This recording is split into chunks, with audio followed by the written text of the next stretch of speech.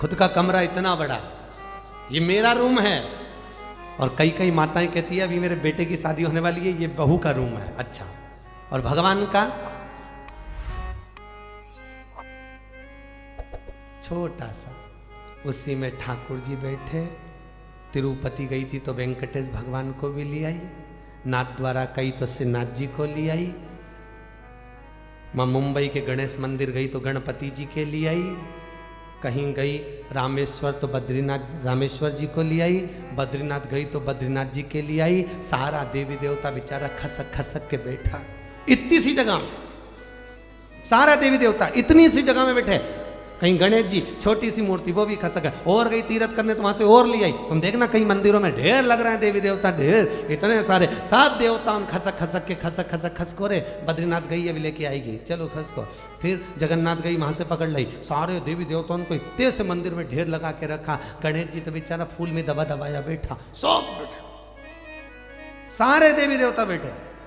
खुद का कमरा अच्छा और भगवान का कमरा छोटा सा, उसमें सब देवता। और सुबह से आई, इतनी सी शक्कर लाई, इतनी सी खड़ी शक्कर, खड़ी मिश्री इतनी सी, और लाके रख दी और आरती उतारी। गणेश जी सोचे मेरे लिए लाई, हनुमान जी सोचे मेरे लिए लाई, ठाकुर जी सोचे मेरे लिए लाई, जगदम्बा सोची मेरे लिए लाई। रोज सारे देवी देवता आपस में झगड़ रहे, तो उन्होंने भी सोच लिया इसने खाने के चक्कर में झगड़ा करवाया, जब ये किचन में जाए तो इसकी भी किचकिच कराओ।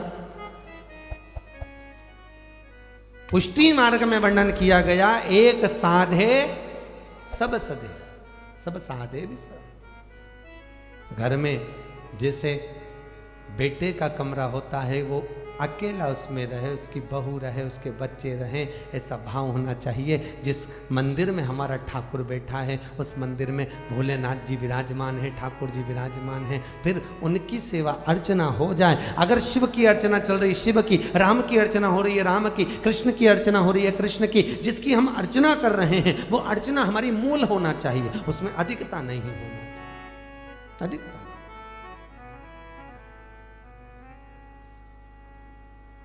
बहुत सारा इकट्ठा कर लिया और सेवा नहीं बनी तो किस काम की। कई कई माताएं बहुत सेवा बढ़ा लेती हैं, सुबह सुबह से उठेंगी, गीता जी भी पढ़ लेंगी, राम रक्षा स्तोत्र भी पढ़ लेगी, हनुमान चालीसा भी पढ़ लेगी, शाम चालीसा भी पढ़ लेगी, ये स्तुति भी पढ़ लेगी, वो स्तुति भी पढ़ लेगी, और जिस पंडित ने जो बताया वो पढ़ लेगी। सारी स्तुतियां सुबह से लेके बैठेगी तो 2 घंटा बस स्तुति स्तुति स्तुति चलती रहेगी। ये तो उसी में का हाल हो गया जैसे पेट दुखा या सिर दुखा, सिर दुखा तो कॉम्बिफ्लेम भी खा ली, एनासिन भी खा ली, डिस्प्रिन भी खा ली, सारी टेबलेट एक साथ खा ली। अब टेबलेट तो खा ली, सिर तो बंद हो गया, पर बाद में रिएक्शन कर गई, करी कि नहीं करी। उसी तरह जो हम पाठ कर रहे हैं, उस पाठ में भी प्रथमता होना चाहिए कि हम कौन सा पाठ करें और कौन सा नहीं करें, कौन से पाठ के साथ कौन सा पाठ रिएक्शन कर रहा है, ये भी देखना पड़ता।